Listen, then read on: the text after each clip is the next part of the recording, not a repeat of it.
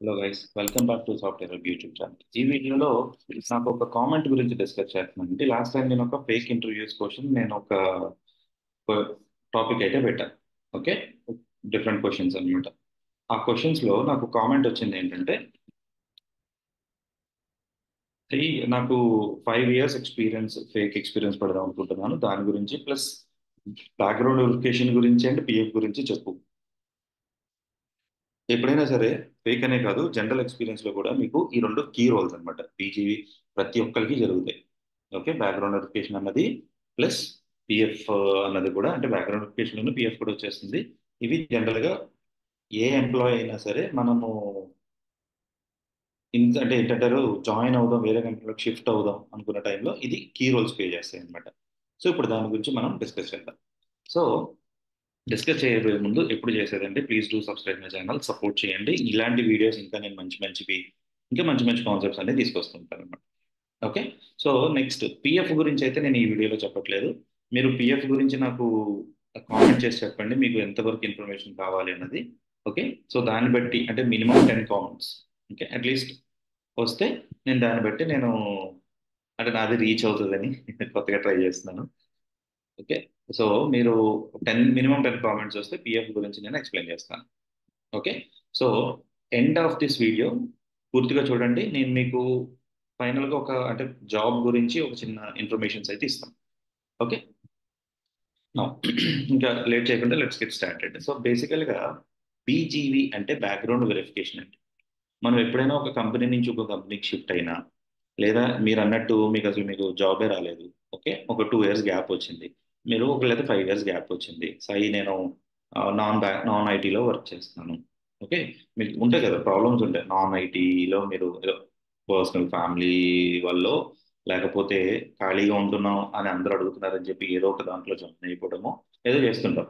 Okay, లేదా new job try చేస్తున్నాం, అప్పటి వరకు మనకు ఒక గ్యాప్ వచ్చి న్యూ జాబ్ ట్రై చేస్తున్నాం.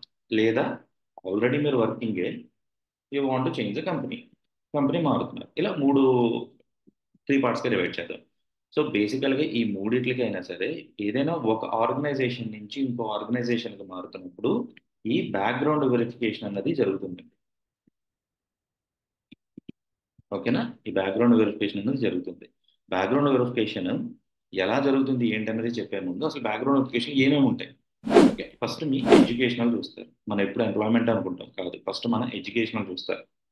ఓకే, తర్వాత మన ఎంప్లాయ్మెంట్ హిస్టరీ చూస్తారు. ఓకే, నెక్స్ట్ క్రిమినల్ బ్యాక్గ్రౌండ్ ఏమైనా ఉన్నాయో చూస్తారు. ఓకే, నెక్స్ట్ మన రెఫరెన్సెస్ ఏమన్నా ఉంటే అవి చూస్తారు, అవి పెద్ద పట్టించుకోరు. ఓకే, నెక్స్ట్ మన identification verify, identity I can say Aadhaar card, pan cards ఇవి ఉంటాయి చూసారా, అవి చూస్తారండి.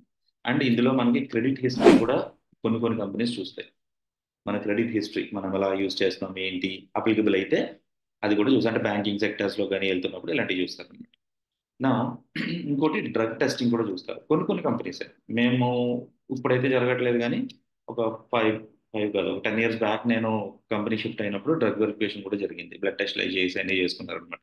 సో ఇప్పుడు మార్కెట్లో మరి అది నడుస్తుందో లేదో తెలియదు, చాలా కంపెనీస్ నేను చూడలేదు. అది కూడా ఉంటుంది ఆప్షనల్, డిపెండబుల్ అనమాట. రిక్వైర్మెంట్ కావాలి అని అనుకుంటేనే, ఇఫ్ అప్లికబుల్, ఇది అండ్ దిస్, ఈ రెండు కూడా అప్లికబుల్ అయితేనే తీసుకుంటారు, ప్రాజెక్ట్ బేస్ మీద తీసుకుంటారు. నెక్స్ట్ సోషల్ మీడియా, ఈ మధ్యన ఇది ఎక్కువైపోయింది కదండి. సోషల్ మీడియా వెరిఫికేషన్స్ కూడా జరుగుతుంటాయి. ఇవి కీ పాయింట్స్ అన్నమాట ఎప్పుడైనా బీజీవీలో మనకి జరిగేవి. ఫస్ట్ మీకు బ్యాక్గ్రౌండ్ వెరిఫికేషన్ అన్నది టూ టైప్స్ ఉంటుంది. ఒకటి డాక్యుమెంట్ వెరిఫికేషన్, మీరు ఎప్పుడైతే మీరు అపాయింట్మెంట్ లెటర్ ఇచ్చి మీరు జాయిన్ అవుతారు చూసారో, అప్పుడు మీ డాక్యుమెంట్స్ అన్ని తీసుకురమ్మంటారు.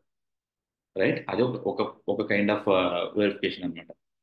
ఓకే, మీరు అపాయింట్మెంట్ లెటర్ అంటే ఆఫర్ లెటర్ తీసుకుంటే so and so date, suppose ఈ రోజు నాకు జాయినింగ్ డేట్ అనుకోండి, ఈ రోజు మొత్తం అన్ని డాక్యుమెంట్స్ తీసుకురమ్మంటారు. అన్ని తీసుకెళ్ళాలి, Aadhaar card, PAN card, education certificate, మీ ప్రీవియస్ ఎంప్లాయ్మెంట్. ఓకే, ఇవన్నీ తీసుకెళ్ళి మీ అడ్రస్ వెరిఫికేషన్స్ ఇవన్నీ తీసుకెళ్తే వాళ్ళు ముందు ఓవర్ వ్యూలో మొత్తం అన్ని కరెక్ట్గా ఉన్నాయి లేవా, అన్ని డాక్యుమెంట్స్ వచ్చినాయి లేవా అని చూసుకుంటే మీకు ఒక ఫామ్ ఇచ్చి ఆ ఫామ్లో ఫిల్ చేపిస్తారు అన్నమాట. అండ్ గుర్తుపెట్టుకోండి, ఇందులో ఎడ్యుకేషన్ మనం ఎలాగో అన్ని కరెక్ట్గానే చెప్తాం. ఎంప్లాయ్మెంట్ హిస్టరీకి వచ్చేటప్పుడు ఓకే, మీకు బీజీవీ కోసం అక్కడ ఒక ఫామ్ ఇస్తారు, బ్యాక్గ్రౌండ్ వెరిఫికేషన్ కోసం. ఆ ఫామ్ ప్రాపర్గా ఫిల్ చేయండి, ప్రాపర్గా ఫిల్ చేయండి.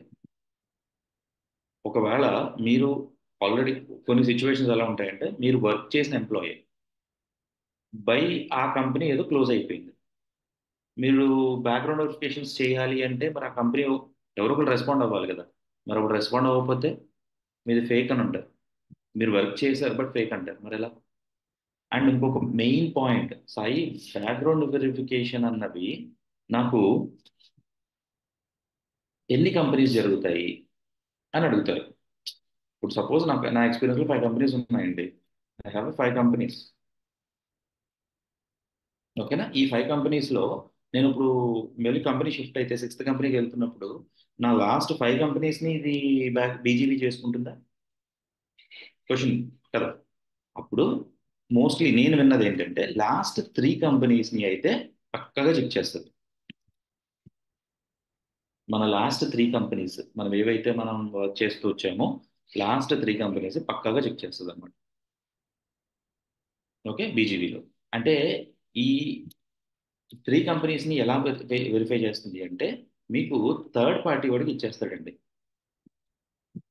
థర్డ్ పార్టీ ఒక బీజీబీ థర్డ్ పార్టీ ఆర్గనైజేషన్స్ ఉంటాయి, వాళ్ళకి ఇచ్చేస్తే వాళ్ళు మీరు ఏ ఊర్లో ఉన్నా సరే, సపోజ్ ఏదో తిరుపతిలో, ఎక్కడో చిన్న ఊరు అనుకోండి, మీ అడ్రస్ వెరిఫికేషన్కి అక్కడ కూడా వస్తారు.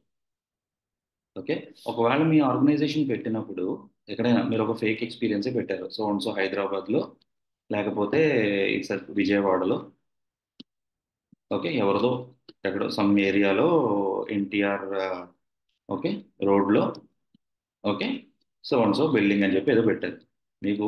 ఈ 3 కంపెనీస్లో, ఓకే ఈ 5 కంపెనీస్లో 3 కంపెనీస్కి పర్సన్ వెరిఫికేషన్ ఉంటుంది. పర్సన్ వెళ్తాడు అక్కడికి, ఒక పర్సన్ వెళ్ళి ఆ ఆ ఆర్గనైజేషన్లో డైరెక్ట్గా మీరు అది చెక్ చేసుకుని, ఓకే వాళ్ళ దగ్గర నుంచి ఒక సైన్, ఒక ఫామ్ ఇచ్చి సైన్ తీసుకుని ఓకే వీళ్ళు ఇక్కడ వర్క్ చేశారు అని చెప్పి వెళ్తాడనమాట. అదే బీజీవీ. అక్కడే కొంచెం క్రిటికల్. అర్థమైందా? అదొకటి. కొన్ని కాల్ చేసి ఎంక్వైరీ చేసుకుంటారు. ఈ రెండు కీ పాయింట్ అండి మన దాంట్లో. మీరు ఇంకొకటి పిఎఫ్ గురించి అన్నారు, బట్ అది నేను ఇక్కడ మెన్షన్ చేయను, నెక్స్ట్ వీడియోలో చెప్తాను. నేను చెప్పా కదా ఆల్రెడీ, మీరు కామెంట్ చేయండి, దాన్ని బట్టి చెప్తాను. ఓకే, సో మీరు ఈ 3 కంపెనీస్లో మీకు ఎలా వెళ్తుందంటే ముందు ఆ సపోజ్ నేనే ఉన్నాను, ఓకే నేను సపోజ్ ఒక పర్సన్ ఎవరు నా దగ్గర నుంచి ఎక్స్పీరియన్స్ తీసుకున్నారు అనుకుందాం. నేను ఇవ్వలేనులేండి, నా దగ్గర ఏం ఆర్గనైజేషన్ లేదు, బట్ ఎగ్జాంపుల్ చెప్తాను అనమాట. ఓకే, సో నేను ఒక మెయిల్ ఐడి ఇస్తా, సాయి లేదా Telugu software hub @gmail.com. Okay ఇదే అనుకుందాం మెయిల్. నాకు ముందు ఒక మెయిల్ వస్తుంది, ఆ మెయిల్లో ఒక ఫామ్ వస్తుంది. ఆ ఫామ్లో మోస్ట్లీ నాకు, అంటే నేను చూసాను ఆ ఫామ్ మా హెచ్ఆర్స్ దగ్గర, అందుకని నేను చెప్తున్నాను అనమాట ఇది. ఎంప్లాయీ, ఓకే నా దగ్గర ఎవరైతే వర్క్ చేశారో మా ఆర్గనైజేషన్లో వాళ్ళ నేమ్, రోల్ ఏంటి, ఒక్కొక్కసారి రోల్ ఉంటుంది ఒక్కొక్కసారి రోల్ ఉండదు, రోల్ ఆర్ డిజిగ్నేషన్, శాలరీ, ఎంత శాలరీ, ఓకే ఆ, ఇంకా నాకు గుర్తుండి ఇలాంటి ఇలాంటి కీ ఇన్ఫర్మేషన్స్ అందులో ఉంటాయి. ఓకే అంటే ఇంకేం ఉండదు, నేమ్ మ్యాక్సిమం ఇలాంటి రోల్ డెసిగ్నేషన్ శాలరీ. వీడు ఫస్ట్ ఆ ఎంప్లాయీని, మాకు మెయిల్ వస్తుంది కదా ఆ మెయిల్ నుంచి రిప్లై పంపించుకుంటారు, send me the reply with the following details అని చెప్పి ఒక ఫామ్ ఇస్తాడు అనమాట. ఆ ఫామ్ ఫిల్ చేసి ఆ ఎంప్లాయర్ దాన్ని సైన్ చేసి అది కాపీ మళ్ళీ బ్యాక్ ఇదే మెయిల్ ఐడి నుంచి వాళ్ళకి రిప్లై పెట్టాలి. పెట్టిన తర్వాత ఆ ఫామ్ తీసుకుండి ఈ పర్సన్ అన్న అతను మన దగ్గరకు వస్తాడనమాట. గుర్తుపెట్టుకోండి, వచ్చినప్పుడు మన బ్యాక్గ్రౌండ్ వెరిఫికేషన్ని ప్రాపర్గా వెళ్ళినట్టు లెక్క. అందులో గుర్తుపెట్టుకోండి శాలరీ కూడా అడుగుతాడు, వాట్ ఈస్ యువర్ పే, ఆ పర్టికులర్ ఎంప్లాయీకి ఎంత పే చేశారు మీరు అని అడుగుతాడు. ఓకే ఇది చాలా ఇంపార్టెంట్. బ్యాక్గ్రౌండ్ వెరిఫికేషన్స్ చేస్తున్నప్పుడు ఈ పాయింట్స్ మీరు గుర్తుపెట్టుకోండి. మీరు ఏదో ఫేక్ పెట్టారు శాలరీ అడగరేమో అంటే ఫామ్ కంపెనీని బట్టి మారిపోతాయి. ఓకే అండ్ ఇది కూడా మీరు ఏ కంపెనీకి వెళ్తున్నారో ఆ కంపెనీ నుంచి రాదు ఈ ఫామ్ నాకు మెయిల్. థర్డ్ పార్టీ వాళ్ళు ఉంటారు చూసారా, బీజీబీ చేసేవాళ్ళు, వాళ్ళ దగ్గర నుంచి వస్తాయి మెయిల్స్. కాబట్టి అది ఎవరు ఎలాగ హ్యాండిల్ చేయాలి లేదా వెనకాల నుంచి మాట్లాడి చెప్దాని ఉండదు, మీరు పెట్టే ఫేక్ ఎక్స్పీరియన్స్ లో వాళ్ళకి జాగ్రత్తగా ఉండాలన్నమాట. ఇప్పుడు మీరు ఆల్రెడీ వర్కింగ్ ఎంప్లాయ్ అనుకోండి, కాకపోతే మీరు వాడు రిప్లై ఇచ్చేటప్పుడు జాగ్రత్తగా ఉండాలి. ఇప్పుడు పెద్ద పెద్ద ఆర్గనైజేషన్స్ లైక్ డెలాయిట్ కానీ ఎక్సెంచర్ కానీ ఇలాంటి కంపెనీస్ అయితే ఆటోమేటిక్గా మీకు రిప్లై అనేది ప్రాపర్గా ఇస్తాడు, ఎందుకు ప్రాసెస్లో వెళ్ళిపోతారు కాబట్టి వాళ్ళు. ఇన్ కేస్ మీరు ప్రాసెస్లో లేరనుకోండి, ఏదో స్టార్టప్లో ఉన్నారు, ఓకే, మీరు ప్రాపర్గా రిలీవింగ్ తీసుకుంటూ వచ్చేయండి. ఏమన్నా చిన్న డిస్టర్బెన్సెస్ అయితే ఇలాంటి ఎంప్లాయర్ మెయిల్స్లోకి వాళ్ళు ఎడిపించేస్తారన్నమాట. ఎగ్జాంపుల్, నా పక్కన కొలీగ్, నేను ఇప్పుడు ఒక 8 years బ్యాక్ ఇప్పుడు నా పక్కన ఒక కాంట్రాక్టర్ అబ్బాయి ఉండేవాడు, తను పర్మనెంట్ అవుతున్నాడు అనమాట. చూడండి ఇక్కడ ఒక కేసు, కాంట్రాక్టర్ నుంచి పర్మనెంట్ అవుతున్నాడు. అవుతున్న టైంలో ఎంప్లాయర్కి మెయిల్ పంపిస్తే అందులో శాలరీ దగ్గర ఒక ₹1000 వేరియేషన్ వస్తే తను రిజెక్ట్ చేసేసారు. అంతా బాగానే ఉంది, తను వర్క్ చేసిన ఎంప్లాయే, బట్ అటు సైడ్ ఉన్నది చిన్న స్టార్టప్ అన్నమాట. సో వాళ్ళు లెక్కల్లో ఏదో మిస్ చేసుకుండి ఈ అబ్బాయికి పంపించాల్సిన మెయిల్లో, అదే తనకి కంపెనీకి పంపించాల్సిన మెయిల్లో శాలరీలో ఒక 1000, ఓన్లీ ₹1000 వేరియేషన్ వచ్చింది. మనం యాక్సెప్ట్ చేయలే. అలా ఉంటుంది బీజీవీ. ఇప్పుడు ఇంకా కొంచెం క్రిటికల్ అయిపోతుంది అనమాట బీజీవీ అన్నది. కాబట్టి అంటే నా సజెషన్ చెప్తున్నా, ఎప్పుడైనా సరే ఫేక్ అన్నది పెట్టకుండా చూడండి. పెట్టినా కూడా చిన్న చిన్న స్టార్టప్స్లో, ఓకే, లేదా ఏమైనా వర్క్స్ చేస్తుంటారు కదా, వాళ్ళ దగ్గరికి వెళ్ళి ఎక్స్పీరియన్స్ కోసం క్లీన్ చేసుకోండి. ఎక్స్పీరియన్స్ లెటర్ తప్పదు, కొంచెం ఇలాంటి ఛాలెంజింగ్ ఎన్విరాన్మెంట్లో కొంచెం కష్టపడాలి, తప్పదు మనకది. బట్ జనరల్గా మీరు, ఓకే, ఇలాంటి ఫేక్ పెట్టకుండా జెన్యున్గా మీరు ఏమైనా ట్రై చేయగలిగితే ట్రై చేయండి. వస్తాయి, ఒక్కొక్క రోజు అటు ఇటులో అవుతాయి అంతే. బట్ మనకి బ్యాక్గ్రౌండ్ నుంచి ప్రెషర్ ఉండొచ్చు, ఇది ఉండొచ్చు. బట్ ఒకవేళ పెట్టాల్సి అయ్యి తప్పదు, నా సిచ్యువేషన్స్ అలా ఉన్నాయంటే కనుక ఇలాంటి కేర్ జాగ్రత్తగా తీసుకోండి. పెట్టుకుంటే ఎంప్లాయర్ని మాత్రం ప్రాపర్గా పెట్టుకోండి. రీసెర్చ్ చేయండి, మీ ఫ్రెండ్స్తో మాట్లాడండి, ఓకే. జాగ్రత్తగా మీరు ఆ ఎంప్లాయర్ని ప్రాపర్గా చూసుకోగలిగితే అప్పుడు మీకు బెనిఫిట్ ఉంటుంది అనమాట. ఓకే. సరే, మరి శాలరీ నేను ఇప్పుడు పెడతాను, శాలరీ వాళ్ళు బ్యాంక్ స్టేట్మెంట్ అడుగుతున్నారు. ఇక్కడ చూడండి, పిఎఫ్ పక్కకి పెట్టండి, బ్యాంక్ స్టేట్మెంట్ అడుగుతున్నారు. ఓకే, బ్యాంక్ స్టేట్మెంట్ అడిగితే మరి ఏం చేస్తారు మీరు, కదా. సో బ్యాంక్ స్టేట్మెంట్ అంటే కొన్ని కొన్ని ఆర్గనైజేషన్స్, అంటే కొన్ని కొన్ని బ్యాక్గ్రౌండ్ వెరిఫికేషన్స్ కంపెనీస్ ఎలా ఉంటాయి, అంటే ఫేక్ కంపెనీస్ ఎలా ఉంటాయి అంటే, ఇప్పుడు జనరల్గా హైదరాబాద్లో అమీర్పేటలో కానీ ఇంకా చాలా చోట్ల ఉంటాయి. ఇప్పుడైతే ఎక్కడ పడితే అక్కడ వచ్చేసినాయి లేండి, చాలా మంది స్టార్టప్స్ ఉంటాయి. సో వాళ్ళతో మీరు మాట్లాడుకోండి, ఓకే. ఒక 6 months మీకు బ్యాంక్ స్టేట్మెంట్ కూడా లాస్ట్ 6 months కానీ లాస్ట్ 3 months కానీ అడుగుతాడు. వాడితో మాట్లాడుకుని మీరు ఇంత అమౌంట్ మీరు ఎంత అనుకుంటున్నారు సార్, లేదు ఎక్కువ పెట్టకండి. 25 35 పెట్టి నాకు 1 lakh వచ్చేది సార్ ఏం పెట్టద్దు. 10,000 పెట్టుకోండి, లేకపోతే 8,000 పెట్టుకోండి, ఓకే. అది మీ కంపెనీ ఎవరైతే ఫేక్ అనుకుంటున్నారో, అదే ఏ కంపెనీ అయితే మీకు ఫేక్ రిఫర్ ఇస్తుందో వాళ్ళ దగ్గరికి వెళ్ళి, బాబు నేను ఇంత ఇంత అమౌంట్ నీకు ఇస్తాను ఎవ్రీ మంత్, నువ్వు అది నాకు శాలరీ కింద నా అకౌంట్లో క్రెడిట్ చేయి. చూడండి, ఇది జెన్యూన్ అయితేనే చేయండి, అనవసరంగా డబ్బులు పోతాయి.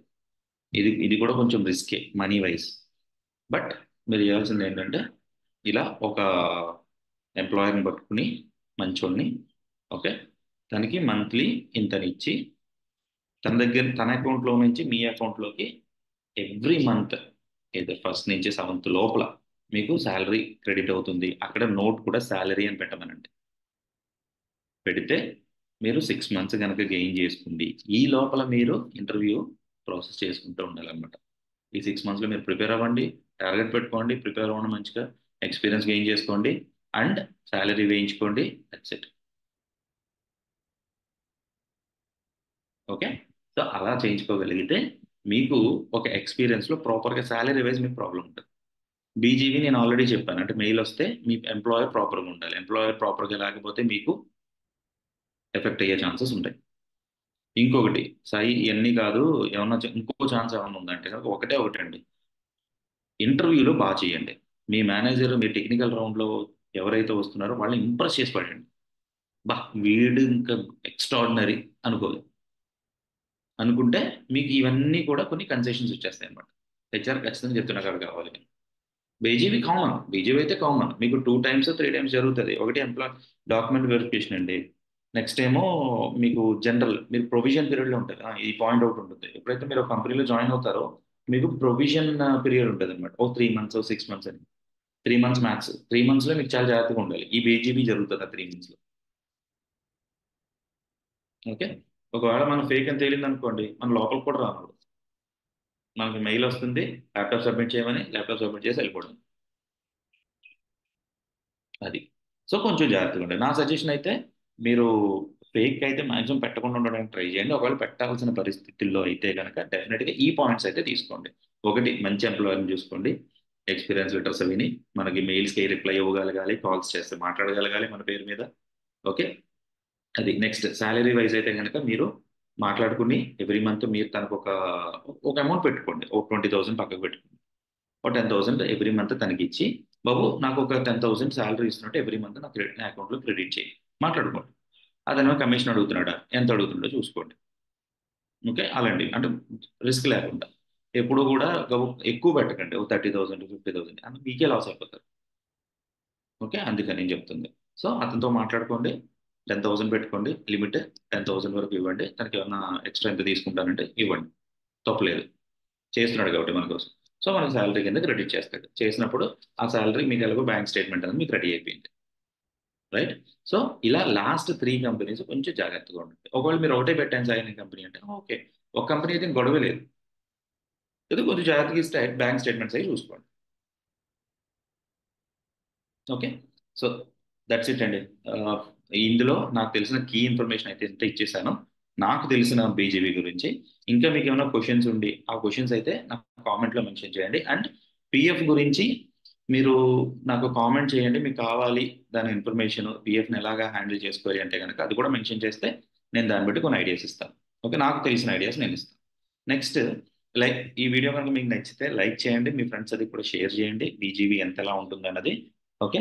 ఇంకొకటి ఏంటంటే మీకు ఏమన్నా లైవ్ సెషన్స్ అంటే మర్న్ స్టాక్ కానీ, పైథాన్ ఫుల్ స్టాక్ కానీ లైవ్ సెషన్స్ కావాలి, నేను జాయిన్ అవుతాను సార్, నేర్చుకుంటానంటే కనుక ఓకే, లెట్ మీ నో. నాకు నా యూట్యూబ్ ఛానల్లో నెంబర్ ఏది ఉంటుంది, నేను లైవ్ సెషన్స్ కూడా ఇస్తున్నాను. So will have a sessions they. Okay. Thank you very much అండి. Please do subscribe channel. నచ్చితే ఒక లైక్ కొట్టండి. Thank you.